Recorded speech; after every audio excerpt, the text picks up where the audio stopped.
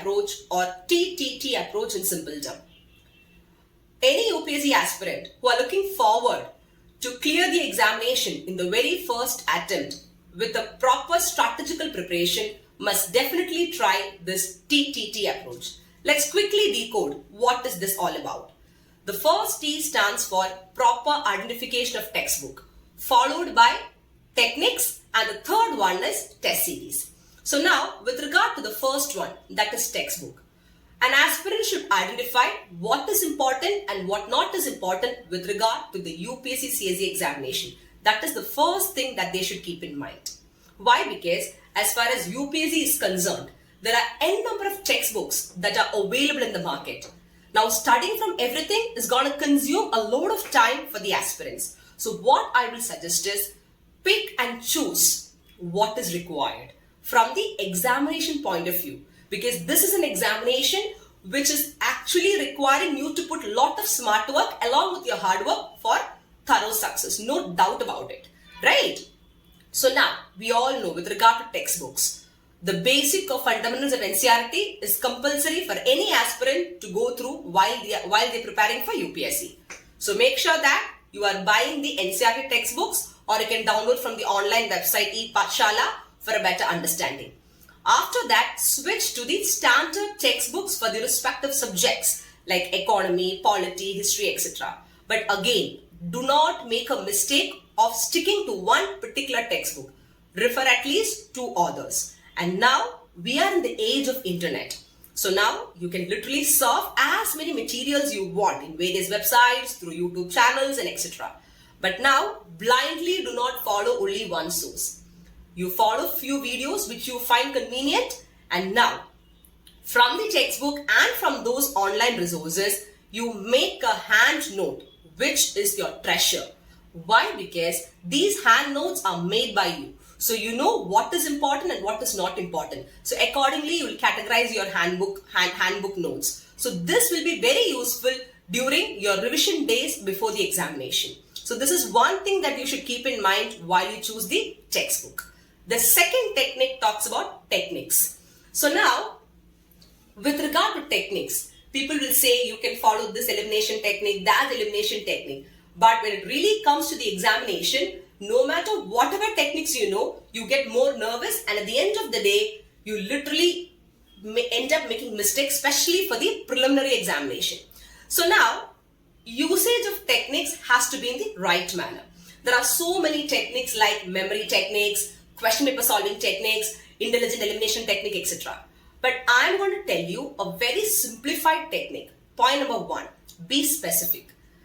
So for that, what you should do is start studying from the generalized perspective of a topic and then go into the specific of it. For one particular topic, let's say for example inflation, or let's say for example monetary policy, there are 20 points, but UPSC requires only solid 5 killer points, which is important. That's called as UPSC keyword. Once you are thorough with those specific 5 killer points, automatically the remaining 15 points, you yourself will be able to learn it better. So this is one technique. The next one is filtering out what is required and what is not required. Just like how I told you in the choosage of textbooks. Okay. How would you do that? Take your syllabus, decode your syllabus. So now you know that from this particular subject, these portions are very important, keeping in mind the occurrence of these topics in the PYQs or the previous year question papers. So based on that, what you can do is you can start understanding the importance of certain topics which are unavoidable. So that technique will make you thorough of those topics which are quite difficult and unavoidable in the exam in the very first preparation time itself. Now the next and the most important technique is how to solve the question paper. This is very important. So now the effective mantra for that which I have developed over the years, taking into consideration the UPSC preliminary examination especially, because that is the first stage, right, is none other than the KEZ technique. So now the KEZ technique is a one-stop solution to clear your preliminary examination as a whole. And this KEZ stands for Keyword Elimination Comparison Technique.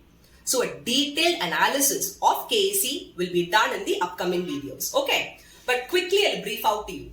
when a question is given to you, let's say for example inflation, consider the following statements about inflation.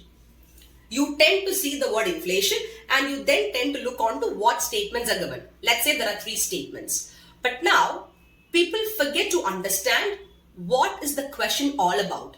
Whether UPSC is asking you to identify the correct statement or the incorrect statement or the not correct statement. Towards the end of the question, this keyword is identifiable, right? Initially, that should be the primary keyword an aspirant should focus using the KEZ technique. Once that is done, 90% of the silly or careless mistake that is made by the students because of keyword correct, incorrect, not correct is avoided. Then go to the secondary keyword, that is inflation. Now keeping that, start comparing the given statements 1, 2, 3 related to the topic of discussion. For that, the method of comparison is useful. And whichever statements you feel is not proper, start eliminating using the elimination technique in the given code. So now, for a better understanding, once you practice an MCQ with me, you will understand it in a much better way. But I just briefed out to you as to what is KEZ.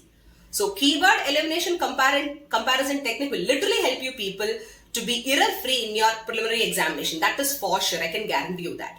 Now, after that, the next one is test series. People say, take as many test series as possible. But how many test series you'll keep on and on taking? There is a limit to it, right? Now, point number 1 is at least 50 mock MCQs or mock test series. For prelims and for mains you can take, no doubt about it. But then, when you take a mock test series, be very careful you are attempting those test series in the similar environment like the UPSC examination with the proper timing, with the negative marking and everything. So what happens? You are preparing yourself like a demo before the examination. And now when you take these test series at regular intervals. For example, keep a schedule for yourself. If you're doing a test series today, then the next day or the day after at the same time, you will still repeat it. It's not like everywhere the test series are available and you're going it as a whole. And now before attempting the test series, prepare thoroughly, like how you prepare for the examination. And once the test series are done, do not shut down your papers, question papers. Take the question paper, keep the answer key next to you, see where did you make mistakes and start using the techniques of solving these questions and start studying it then and there and revise this particular question paper once again the next day. So what happens? You're becoming thorough with the questions and the concepts, and this will help you in your final stage of examination. This is what you should do with regard to your test series technique. Because right mentoring is not just about knowledge addition. It is rather showing the aspirants the right way to success in an ethical way. I think all these strategies or techniques, especially the Ttt technique, would have literally helped you people in making your preparation more simplified. So stay tuned for such kind of videos and make sure that you are benefiting out of it. So till then, subscribe the Instagram, Telegram and YouTube and keep watching. Thank you and Jai Hind.